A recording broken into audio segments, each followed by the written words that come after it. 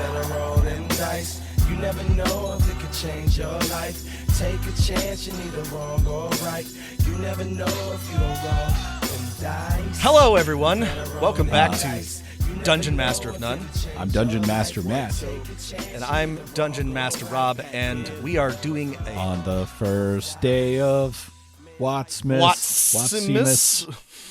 We're doing something special, folks. It's the end of the year, and we realized that we had an awful lot of Wizards of the Coast content to catch up on. There have been a bunch of books and addendums and erratas and arcanas that have come out, and we fell a little bit behind because, well, there's a lot going on.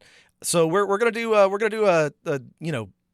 we'll say 6 because it's 6 days till Christmas, but 6 days of Wizardsmas, and we're gonna do one every day. Shout out to every dungeon master like myself, like Rob, who with a new season of Stranger Things, your random non-role-playing game friends are coming out of the woodwork being like, don't you play Dungeons & Dragons? What's going on with that? That actually looks fun. Wait a second. You have a podcast about this. Can you run it for me? Does it look like Stranger Things? And I have to be like, yes and no, but that's fine. Yes, it will. Yeah, no, yes. Whatever you want. whatever you want. Happy to invite you in to good old Dungeons and Dragons, because Rob and I are, I guess, sitting on the barren surface of Mars, aka the Wilderlands, the Borderlands, and pictures and rule books and glossy manuals and cool cards and handouts are falling through our hands, and it's 1981 and TSR is publishing Keep on the Borderlands. That's right. But it's 2025. WotC is publishing Keep on the Borderlands for like the 7th time. We've got it again in the new starter set for the 2025 rules. What we're going to talk about today: Heroes on the Borderlands, of the Borderlands. Heroes of the Borderlands. Yeah, they've done it again, folks. There's nothing like the old classics, and this is as classic as it comes. I feel like, Matt, there's a statute of limitations on how often you can go back to the source. Right? This is cute. Well, if it's a good source, it's a good source. Look. We're going to judge this independent of anything else, but it is true that this is the 3rd or 4th or 5th or 6th time that they have republished Keep on the Borderlands. Is it really the 7th time they've really done it? All right. So 84 in 2011, they released it as part of the D&D Next playtest. Yeah. Right. Goodman Games published it in 2018. I think it was also included with another module another time. So 6th time. I like Keep on the Borderlands. People like Keep on the Borderlands. It is a classic for a reason. But does it need to be remade this many times? I guess we'll answer that question today, Matt. Once and for all. It's interesting. I think it's good in that if you wanted to pick the sort of platonic ideal of the sort of what should old school style starting adventure be, it's Keep on the Borderlands. It's hey, there's monsters over here, you can go and mess with them and then come back to a base and decide what to do next. There's no plot. It's very open-ended. Very open-ended. I think the question is it nicely packaged for new DMs? Is it a good starter set? And does it fit with what the sort of game people have in their mind, and with what WotC is trying to do with 5th edition 2024 or 2025? Yeah, here's my sort of quibble at the core of it. If you're on your I have a quibble too. just to what we were just speaking to. When you're on your 6th reboot of Batman, you don't show usually the origin story again, right? Like everybody knows where Batman comes from. So when you've got Rob Patman they skipped over the the violent death of his parents, right? Which because everybody knows, right? What? So like, if it's the second time rebooting, that's fine. You can show but like that's why they're not doing that anymore with Batman. Rebooting Keep on the Borderlands every time there's a new D&D edition is starting to feel to me like a little bit of retreading. That being said, there is something kind of like, I think, potentially newish and interesting about this. But we'll have to talk through it to get there. Right. I'm not fully against it, even though I'm like a little annoyed that they're doing it again. Right. I think we have to recognize, and everyone who could potentially review this because they played the game before, is it's not for you. It is again designed for brand new players. Yeah. But I mean that still means we can review its strengths and weaknesses as a published module. Is it good for new players? But yeah, it is not for the people who, again, this module is older than Rob and myself. And even by a substantial margin. Yeah, like by a lot. Even the first reboot is older than Rob and myself. So this has been happening before, and it will happen again. To review Keep on the Borderlands, we must first turn. The year is 1893. Frederick Jackson Turner. Beginning to talk about the frontier. There's a lot of stuff about frontiers here. Let's bring in Greg Grandin. Look, there are the forces of law and order, and there are the forces of chaos. You will, like Hawkeye in the novels of James Fenimore Cooper, be descending into savagery and being regenerated through violence against the native people of the Borderlands. So here's the thing that's potentially worthwhile about this is Keep on the Borderlands is, to its credit, if you like this, open-ended. It's more of a series of points. It's a point crawl. There's dungeons. It's very self-directed. This has upsides and downsides. When you look at this in comparison to the majority of starting adventures, they tend to be a lot more linear. They tend to be sometimes even on rails. So to the extent that this offers something new as a starter set, a starter adventure, it is different in that it is a lot more of just a go and explore and go look in some dungeons. Sort of make the plot what you will. Now, I mean, so if you're not familiar at all, and I think from this point on, spoilers for all versions of Keep, On, Heroes, and or Wilderness Borderlands, the basic idea is there's 2 locations in the wilderness, a keep with some people in it, some people that have things or want things. They could be good or bad or spies. The players can talk to them and get stuff from them, ask them things, buy things, sell things.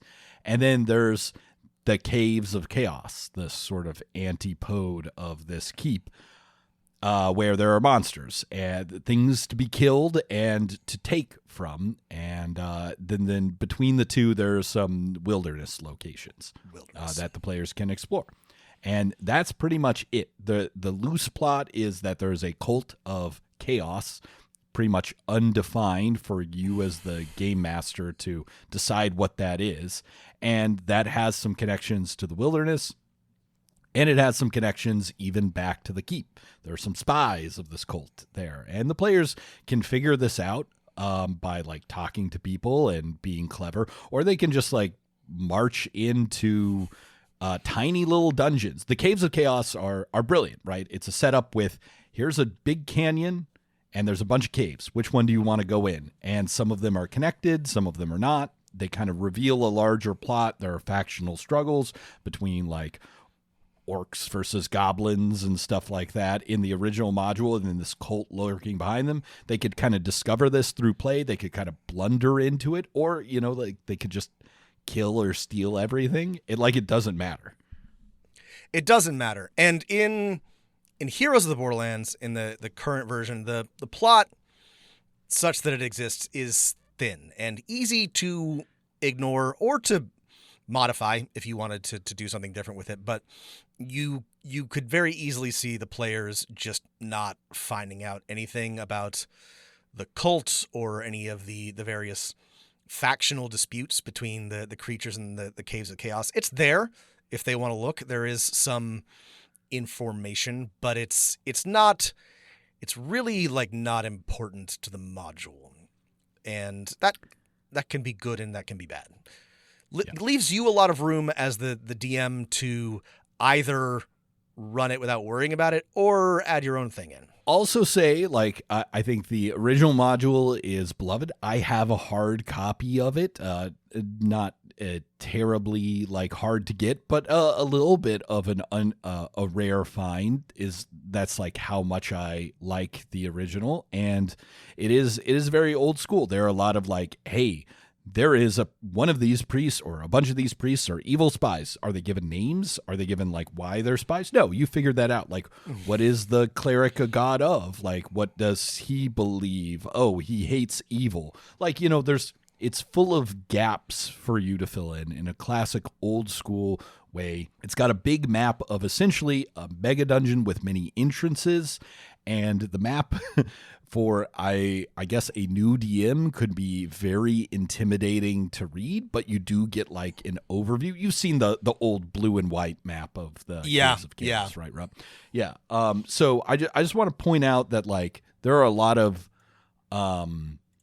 good and bad things about the original, but like is a classic for a reason, and it's not bereft of dungeon master advice. Like if you're brand new, to just, Rob, is it okay if I read you an example of like how to run the caves? Because it was something that I like didn't see in the new one, and maybe it's so basic it shouldn't be said, but I didn't think so.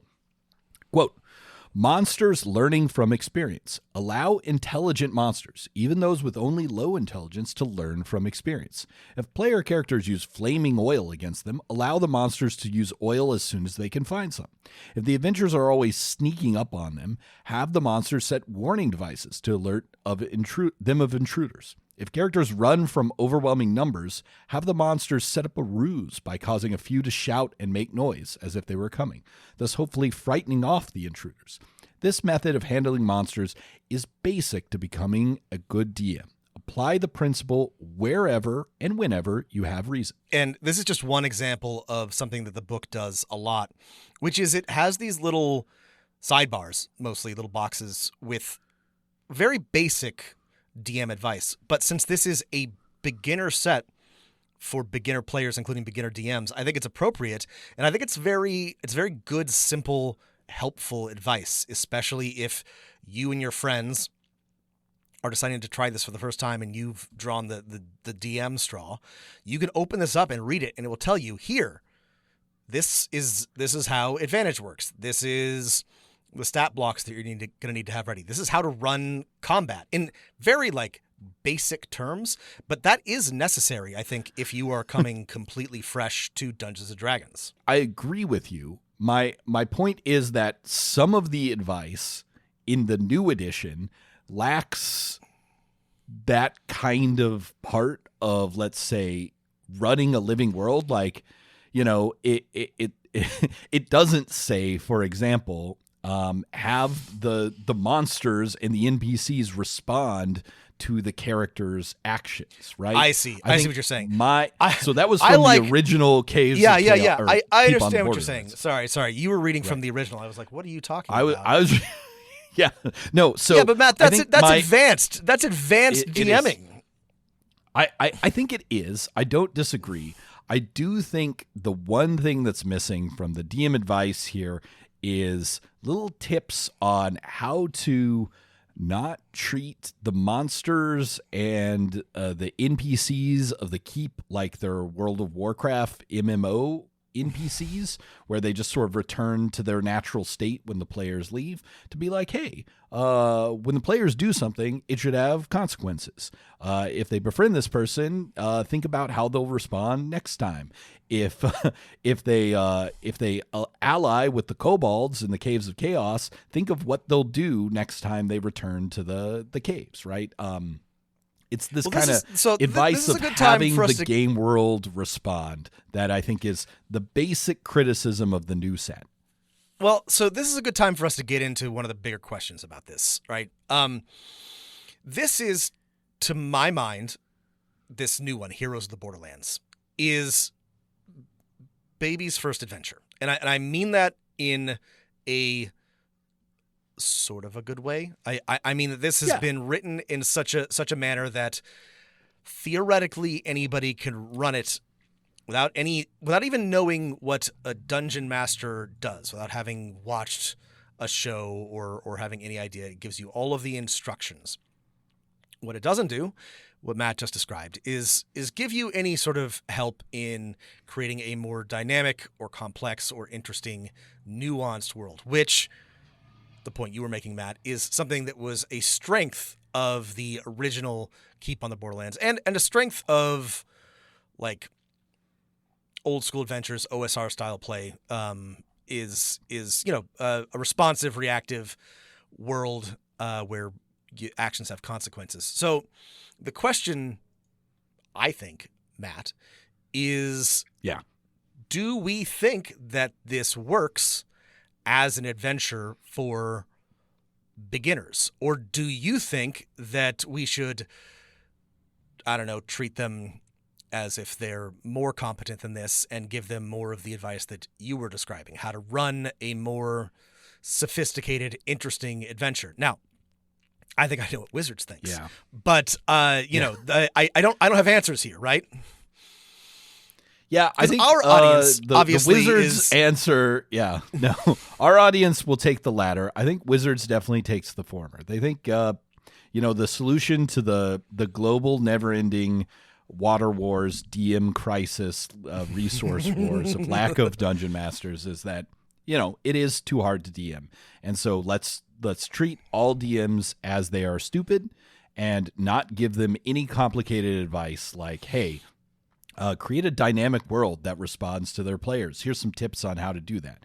Instead, what they've put their new descriptions and words into is really, very clearly laying out, here is this room in this dungeon. Here is this scene in the wilderness. These are the options players can do. This is what will likely happen if they pick this one. This is the exact check they need to make. And the way that is laid out, I will agree with you, is really great if you've never read a role-playing game before. So the thing is, do you know what else did this, Matt? Is Daggerheart. Daggerheart's basic starter campaign is precisely like this. It is, here's some wolves, here's a mini dungeon. You can almost here's exactly what to tell them to roll and when. It is almost impossible to do anything interesting with it, but to fail to follow the instructions. The thing is, for Wizards, architect from the Matrix voice, this is the seventh time we have we've put out a starter set and we've become exceptionally good at it. But it's kind of like the same thing over and over again. So it seems to me like they are making a token effort to do something different. Now, is it different in the way that you or I would do it differently? Yes. Yes. Well, speaking of Daggerheart and the other good things is we haven't talked about the form factor of this set, which is each section of the adventure, Keep, Wilderness, and Caves of Chaos, is its own booklet. Got the basic rules. And that the pre-gens are a much more friendly, colorful handout sheet. Weapons, armor, spells come in cards. Monsters for the Dungeon Master come in cards. There are tokens and little fold-out maps for everything. This is a brilliant. This is what I was lacking from some of the other starter sets. Is they kind of did this, but it wasn't as nice. The cards kind of sucked. This is really good. Yeah, they've got this. This is really good. I really liked, maybe surprisingly enough, my favorite section was the Keep itself. They have these cards for the NPCs, which I think are really useful. They're just a brief description, a couple of behaviors, some rumors that they know. They've also got these, I think these are really cool. I'm going to steal this idea and try to make these myself. These one sheets of like what everybody sells, and it's got pictures with like a description and like a GP cost. So like, your provisioner has, here's a bottle of acid and, it costs this much. It's very easy. You could just show it to your players. I am realizing this is something I desperately need when my players visit shops. I don't want to read off of a list of things, and I don't want to hand them like a Excel spreadsheet. Like, I just like, here's a visual representation. This is really good. The material. Thinking of this compared to a rumor table, like for you and I, a rumor table is better, but like just have one rumor, 2 rumors per NPC is, I think, easier for a new DM. Absolutely. And then everyone loves like cool little stuff to hand to people. Yeah. This is really well done, and it's really smart. Like Matt said, this is, I think, maybe borrowing a bit from Daggerheart, which realized that cards and probably not. It's probably simultaneous. It was probably already in production, and I think that, but you are onto something, right? In that they have been moving like since Lost Mines of Phandelver, which was just like a book, to box sets with more cards. And I think we finally figured out, at least for like handouts and things to give to people, this is actually what you want for brand new players. Yeah. Because like I remember the like box set from like 5 years ago, and it had just like pre-gens that were clearly like someone had taken the PDFs and like typed things into them. And I was like, yeah, having the cards, having a little thing for your players to look at is helpful. You know what? It's helpful for me. I like little cards, little handouts, little trackers. I don't know. It's the influence of board games, I suppose, but it is actually helpful, I think, for a lot of people to have your spells on cards, or to have like class abilities on a little card, in addition to like a simpler character sheet. So I think this is a move just very generally to having handouts and little cards or other materials that you can give to players is a good move, a smart move for RPGs. Let's now that we've talked about the form factor, there is, I think, let's get into the books, the actual like adventure stuff that we can review. And I want to start with the introduction section. It says, hey, being a dungeon master, you guide the story, you adjudicate the rules, you run the adventures, and hey, feel free to swap the roles. I think WotC's like perfect vision as a group of 4 to 5 friends get this, and they each try out DMing a different section, which is a little weird because the sections are supposed to like point and connect you to them, but it's absolutely worth a shot. And then you find the one person who should actually DM for your group or something. I think this is great in an idea. I think more than one person at the table should try out dungeon mastering. However, I feel like normally in a group of friends, there's a prime mover. There's a clear... I bought the thing. I'm going to run it. Yes. But I think it's a good idea. Yeah. And what Wizards is trying to do is interesting. I got the same impression from the book that the idea was, because this is an open-ended point crawl, that you could swap off being DM, and you kind of can. Whether or not that will happen, we'll see. But it makes it easier than I think in other starter sets, other starter adventures. So, interesting choice, well encouraged somewhat by Wizards. Yeah. And then where do we want to start? So it says like, hey, start anywhere. If you're not sure, start in the wilderness. So where should we start? Should we start with the caves? Should we start with the keep? Should we start with the wilderness? Because I have just a few quick points about caves come first in the book, but I actually think we should probably cover them last. I mean, Matt, what's your... I've been run through this once, but many, many years ago. What's your ideal keep on the Borderlands progression to your mind? For me, it is starting like in the keep is the way I have run it. and letting the players know, hey, there's a bunch of people to talk to here. You won't have time to talk to them all. You probably want to go get like murdering. And then you have to journey through the wilderness and people know where the caves are. That's usually how I have run this in the past. That's how I would run it. That's what makes sense to me. So let's start in the keep. Okay. So it does say start in the wilderness, which I think is kind of a mistake, but like I think it could be fun if you just gave the players the wilderness map, put them on the trail and say you have heard rumors that there's a cave somewhere. It's probably over here. I went ahead and put it on your map, but you can see the keep over there and you know there's like supplies and stuff. Your pre-gen characters have a couple gold, so you decide where you want to go. But so the keep is, instead of being like, hey, here's a list of like NPCs and huge paragraphs of text, everything is really parceled out. There's a new art of the exact same layout as the keep of B12. And then there are mini NPCs, and the way it is very formulaic. Every NPC has a quest, and it knows some things.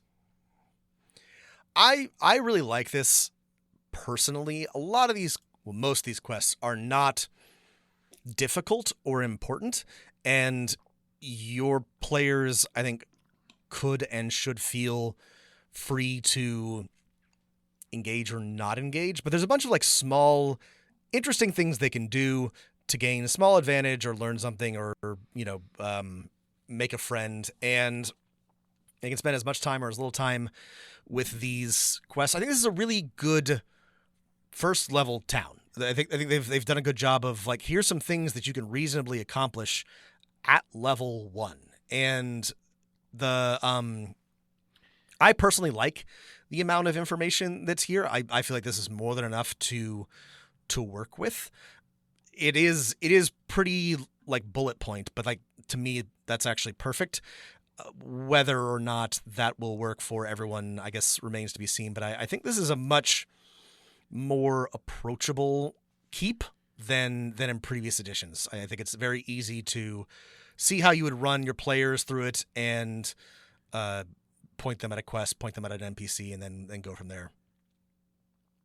This would be better, and I think it's an easy fix if you added a little sidebar that says, never do all of these quests in a row. Never like let your players just stay at the keep. Not all these NPCs will offer all these quests. Think of one or two that NPCs will tell the players about right now, because the typical quest is something along the lines of like, I own a bank. Will you test my bank? I own boxes. Will you test my boxes? I own goats. Will you find my goats? And I think these are fine if you're maybe brand new to D&D and like want to roll a die to see if you catch a goat. That's fine. But you shouldn't do them all in a row. And I can see people being like, this is stupid. Sorry, that's an adult. Really good point, Matt. It did not occur to me. You should absolutely not do or let your players do all of these quests. There are a dozen plus of them, and they are the exact same. They're like fetch quests or, but fetch quests like within the keep, you know? Except for when you get to the end, they're like, go to the caves, by the way. Again, Matt, this is, I think, I'm imagining an absolute like brand new player, somebody who has never rolled a die. I am trying to as well. I think this is good for somebody who's like, well, what can I do? And a shopkeeper is like, will you find my missing whatever? And you roll a simple check to do that. You should not, Matt's absolutely correct, spend very much time here. You should get what you need, do one or two quests, and then tell the players, get out there, fight some monsters. That is a good point. If you did everything here, if you spent too long, it would get boring really fast.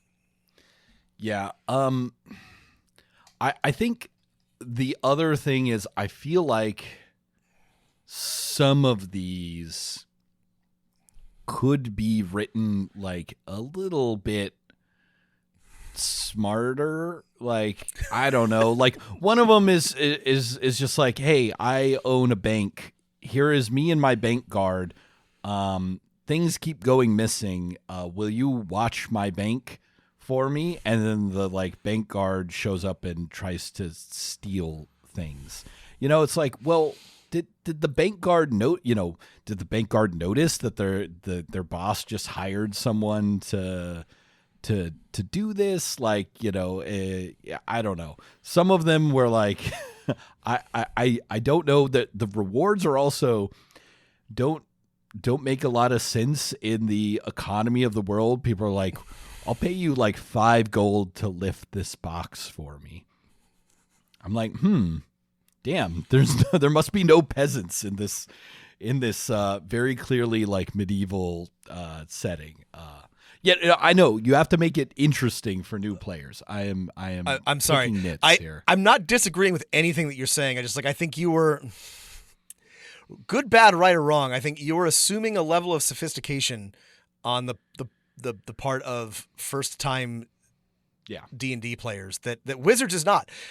They might be wrong, but I can see what they are trying to do here, which is funny. It's just like, yeah, because let's talk about the Caves of Chaos now. Okay. Given what we just said. 3 guests are sleeping in the common room that would like to be woken before sunrise. Will you wake them up? I'll pay you 5 gold for every single person you wake up. I'm like, that's the cost of a room, isn't it? Like, I had to read that nice? one 2 or 3 times to make sure that I understood what was happening. That one was weird. That one was really, really bizarre. My only final quibble is that the original Keep on the Borderlands, to quote from the original, is about the priest. The priest is a fine companion and an excellent listener. He does not press his religious beliefs on any unwilling person. Outspoken hatred of evil. However, later on, if they take him or her as a hireling or a companion, or any of his assistants, it says, note, all are chaotic and evil, and begin in the keep to spy and defeat those seeking to gain experience by challenging the monsters of the Caves of Chaos. They will use Cause Light Wound or the Light Spell to hinder or harm adventurers.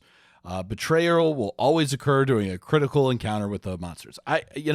Listen, maybe for brand new DMs, like having like a crazy betrayal is just like too much to deal with. But I don't know. I feel like, a lot of the things are low stakes enough, especially with some of the rewrites in the Caves of Chaos, that like keeping that like, oh, there's a spy in the keep. And the keep wants to destroy the caves, and the caves, like it just makes things feel, back to my bigger point, a little more dynamic and a little more interesting. Yeah, given everything else in this starting adventure, I'm not surprised that they didn't include that. That would be hard to run, and relatively, and potentially complicated. I do agree with Matt that it makes things more interesting, because the thing is about Keep on the Borderlands, don't get mad, it's not that interesting on the face of it. Like, you can make it interesting, but it needs a little extra juice, and one of those things is the the cult and its infiltration of various things. The second thing that I think makes like the best part of the Keep on the Borderlands is, now that we're moving to the cave section, it points out in the cave section, right, that, hey, in these caves of chaos are full of chaos and factions that don't like each other. And the orcs are at war with the hobgoblins and their goblins, and they don't like each other. And like, hey, isn't that interesting? And what if you as players like didn't want to fight all these things and turn them against each other, or allied with one side, right? That's encouraging like players to do wacky things. and there's not really the opportunity to do that as much. I think you kind of can. It does say like, oh, the Gnolls have a tenuous alliance with the Bugbears, and that's all it says in the new one. And I think just a little more encouraging of like, hey, there's this giant dungeon here, and a lot of these different groups don't like each other. Maybe you can do something fun with that, players. Just, have them discover when they're talking to these monsters or something that, they're constantly fighting with each other. You can use that. Yeah, Matt's right. There is, I would say, maybe like an allusion to the idea that there are factions, but there is very little written about how they relate to each other. Certainly not much at all about how you might use one or the other against each other, how you might play them off. That you could, a DM could make that up, but it is not really supported by the adventure as it is written, which is a distinct departure from the original. Right. The original says you might allow player characters to somehow become aware that there's constant fighting going on between the goblins and hobgoblins on one side and the orcs, sometimes with Gnoll allies on the other, with the kobolds hoping to be forgotten by all and the bugbears picking off any stragglers who happen by. With this knowledge, they might be able to set tribes, interesting choice of word, to fighting one another, and then the adventurers can take advantage of the weakened state of the feuding humanoids. Be careful to handle this whole thing properly. It is a device you may use to aid the players who are few in number but with a high level of playing skill. It will make it too easy. Always we're afraid of making it too easy in these old school modules. If there are many players or if players do not actually use wits instead of force when the opportunity presents itself. So, yeah, that's my big takeaway from the Caves of Chaos. However, positive, I really do like the new maps and of each cave kind of by itself showing the connections, because the old map is very hard to read if you don't kind of section off each section. All the new art and maps are great. The funny thing for me, Matt, about this section, so I tepidly defended Wizards' decision in the keep itself to keep it very simple, very easy, very straightforward, quests for dummies, NPCs for dummies. What's funny about that to me is that you get to the Caves of Chaos, and this is not easy, not for dummies, in my opinion.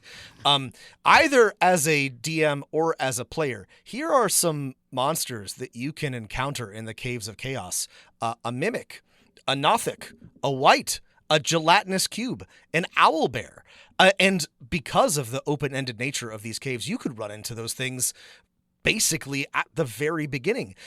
If your players are still figuring out how to roll dice to complete quests, do you think they're going to be able to defeat a mimic at level 1? This is to me, the thing about the Caves of Chaos in this Heroes in the Borderlands is this is nuts. This is a TPK generator. These caves, if your players are not operating at peak OSR paranoia, are going to get absolutely dumpstered by just about everything that's here. Right. And the thing is, the other way that some of the encounters are structured is to ease them away from peak OSR paranoia,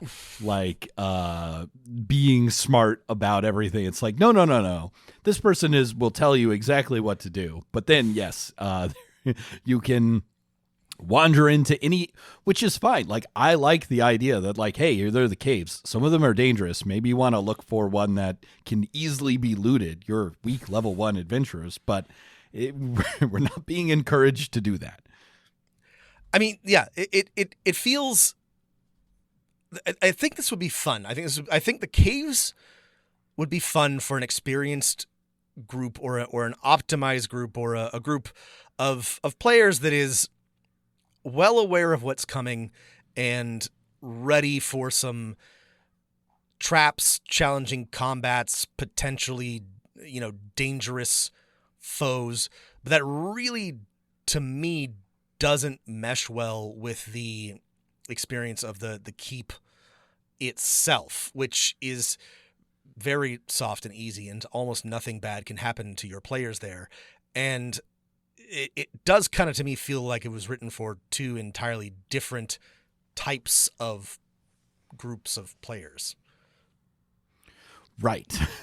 I think here's the problem, right? You have some encounters where, you know, they go into the kobolds thing, and sure, there are some traps, but the kobolds, instead of attacking them or ambushing them, one will walk up and say, "What do you want?" and give the players a chance to be like, "Oh, do we want to, talk our way past? Do we want to kill them all? Do we want to make friends with them?" That kind of, that is great. Like, I love putting new players. Here's a dungeon with a really stupid guardian, right? To train them. But then, the next like cave down is, just this treasure chest is a mimic, and it just wants to kill you. So it's a very difficult monster, and you haven't learned how to deal with those yet. I think here's the crux of the problem, right? Is I think what Wizards was trying to do with this starter set is a good idea. I think it's fine for people to learn how to play the game with something that is incredibly easy and straightforward and friendly to new DMs. And as you were saying, maybe not challenging. Maybe there are no spies. Maybe there are no factions. Fine. I don't care. Whatever. If it teaches people to learn how to play the game, that's great. But then, because it's a redo of the old Caves of Chaos, and all of the writers, I'm sure, have nostalgia for, okay, yeah, we changed some things, but we got to have a kobold lair, and we got to have the cult, and we got to have a mimic in there. It's like, well, some of these things are not meshing well, and we haven't trained the players on how to like think or deal with them.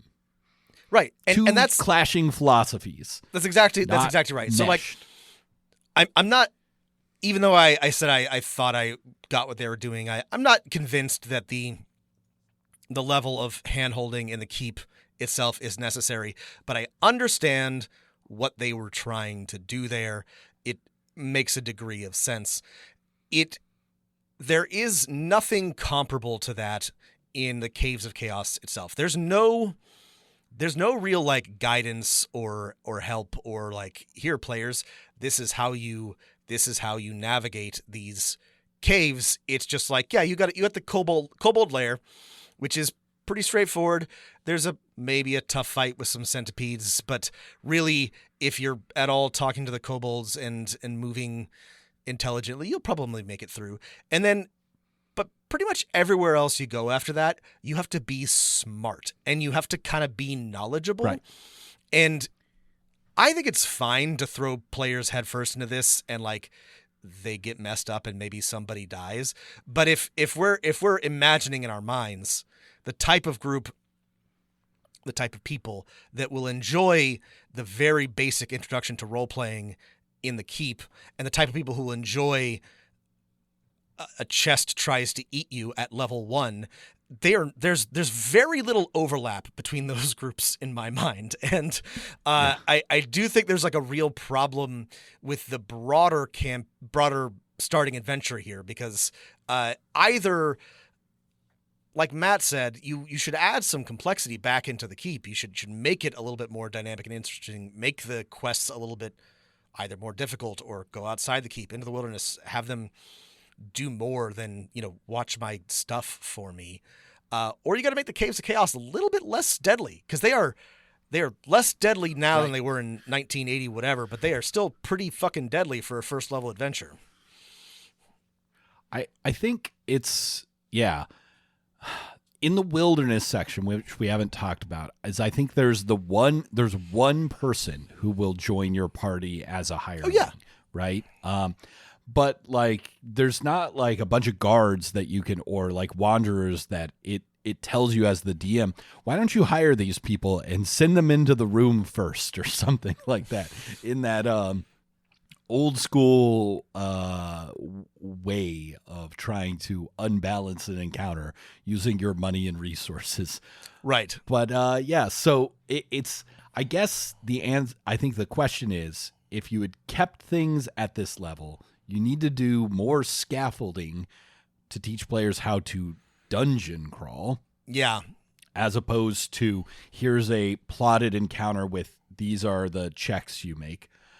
And game masters on how to run a dungeon crawl, or you needed to do a more substantial like rewrite of this whole section, you know? Yeah, and this is I think the one of the interesting things and the appeals of the Caves of Chaos and Keep on the Borderlands is that it is open-ended. And in a way, it's fun that you can wander into an area that's way too dangerous for you, and your players have to figure out how to either escape alive or somehow come out on top. But that's not a great introduction to the role-playing game if you are trying to make it easy for people who literally have no idea how to play and are clearly maybe a little uncertain.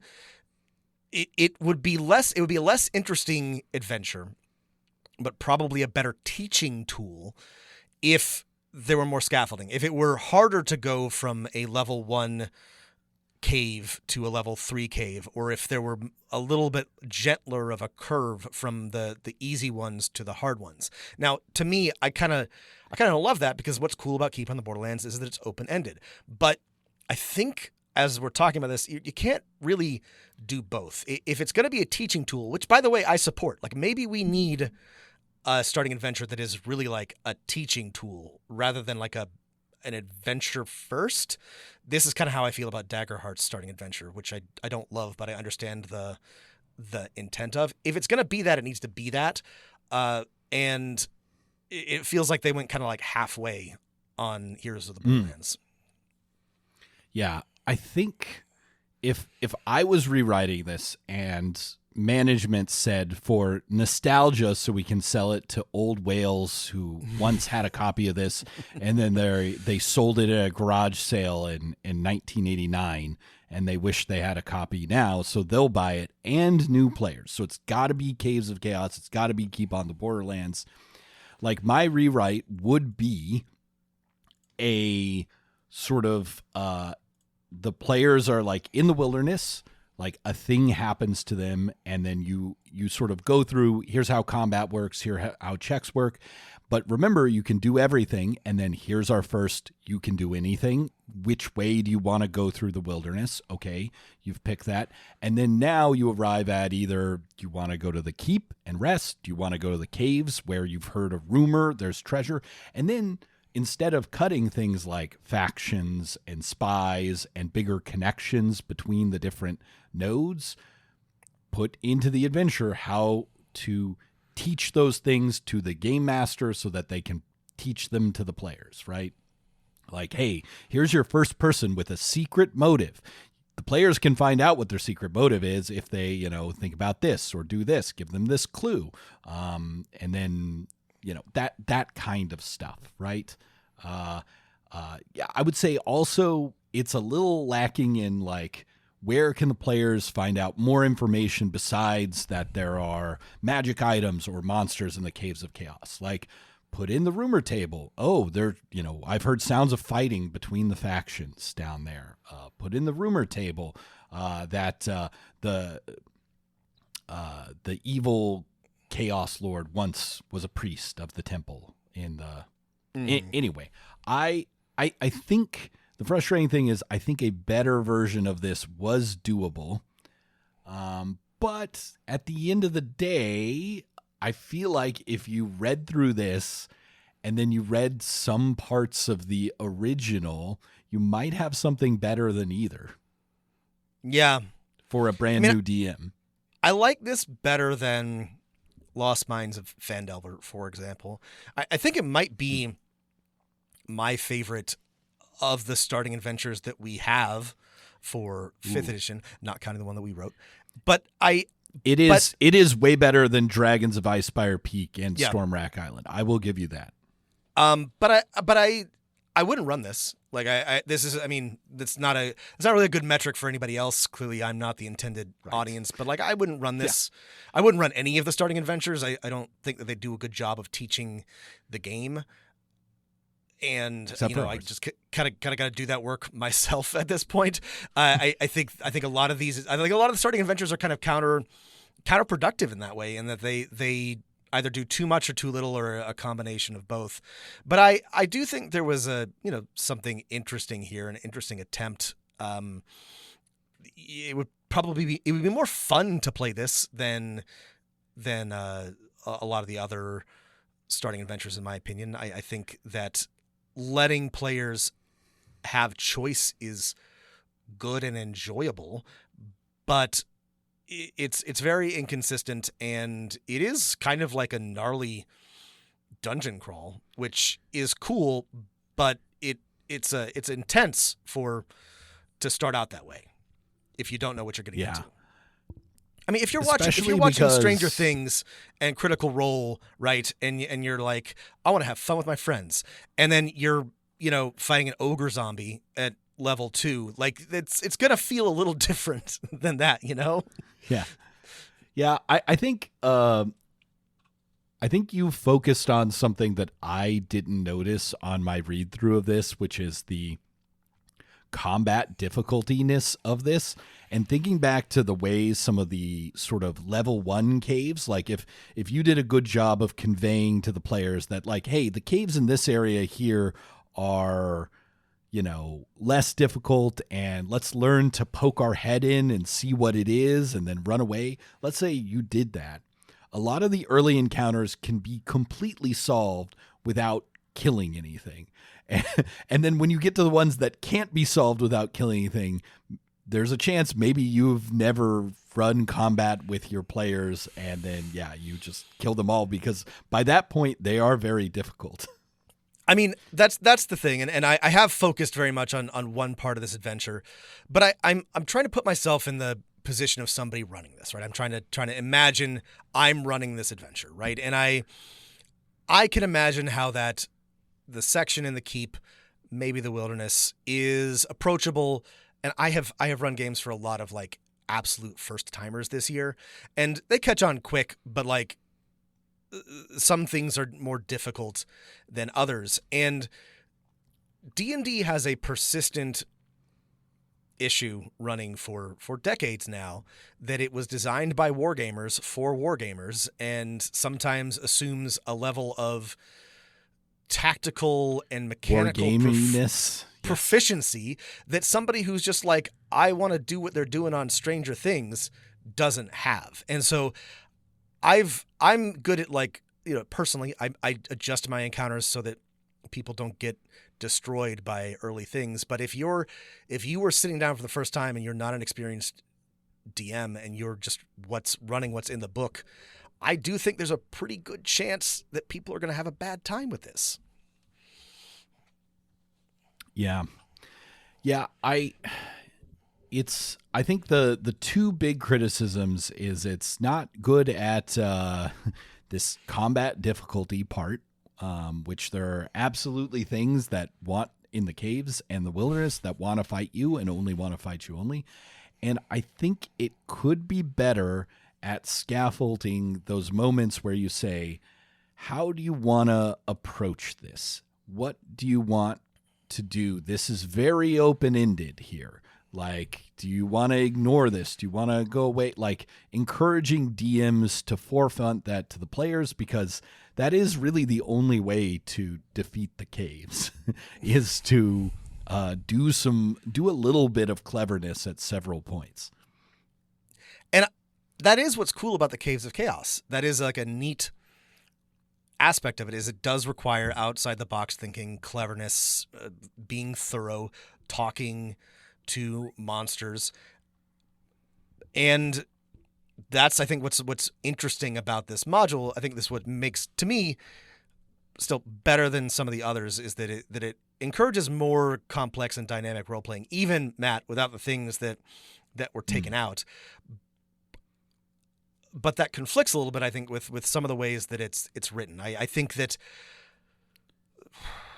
there's got to be a better way to lead players to learn how to do this, to teach this more effectively, more gently, because either it's going to be too dumbed down for a lot of groups, or it's going to be too complicated for others. It's doing too many things at once, which is a consistent problem with Wizards products. I've heard friends and maybe some people online describe the original Gary Gygax, Keep on the Borderlands is the perfect teaching module for like D&D. And I think maybe that's correct for some people, for a certain style of play, and for the game as written in 1979, 80, 81, etc. Yeah. And they tried to take that same module, update it to the very, very different rule set and different expectations and background knowledge of people for the current year. And I just think that because of some of those like legacies and because of some of those changes, neither are good or bad. It's just an unholy amalgamation of the two that's causing all of this problems. If they had written a new sort of like, hey, we'll teach you how to play the game as it's played in 2024, I think they would have made a better module. Would it have sold more? Probably not, because it doesn't have Heroes of the Borderlands on it. So, financially, maybe they made the right decision. But for new DMs trying to play 5th edition 2024, then maybe it's not perfect. Yeah. Well, final thoughts on Keep on the Borderlands. There's a lot, unfortunately, that we didn't talk about, but it's it's all there. It's the individual dungeons are neat. They are deadly. There's some fun things like the goblins having a birthday party. I think that's a nice addition and fits the tone of the current edition great. I think the wilderness is a cool hex crawly thing. I mean, it's good. It's good stuff. Here is the one advantage of our Dr. Manhattan sitting and seeing all the timelines and moments at the same time is you can do this too. If you bought this starter set, or if you want to buy it because you just want to start playing D&D, great. Do it. Like we said, you will probably have a good time. But if you're like, hey, I'm going to get really good at this, I'm going to spend some extra time, you can find on the Internet Archive the PDF of the 1981 version, and then read through and reference that. And you can find, if you search for D&D Next Playtest Caves of Chaos, you can also find the edition that came with the slightly different version of this rules, which has extra advice that's got cut and not in here. Things like, hey, remind players to run away. Remind players that remind you if you're gonna kill the party and you don't want to, have the enemy of my enemy shows up. Another group of monsters shows up and throws the fight in the party's advantage. There's a lot of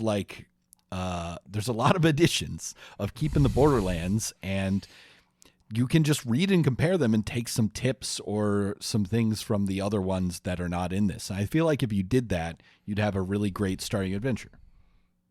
Yeah.